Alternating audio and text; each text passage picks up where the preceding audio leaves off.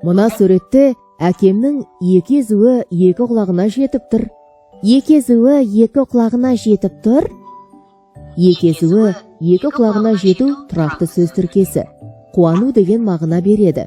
Ал тұрақты сөз тіркесі дегеніміз не? Екі немесе одан да көп сөздің тіркесу арқылы жасалатын, құрамындағы сөздердің орнын ауыстыруға келмейтін, бір мағынаға ие болатын тіркестер тұрақты тіркестер деп аталады. Мысалы, қас пен көздің арасында мойны жар бермеді, тайға таңба басқандай және тағы да басқалары. Түсінікті. Мына суреттерге қарап, тұрақты сөз тіркестерін оқып көрші. Көзді ашып жұмғанша, жүрек шалғады, ат құлағында ойнайды. Жарайсың, Дана.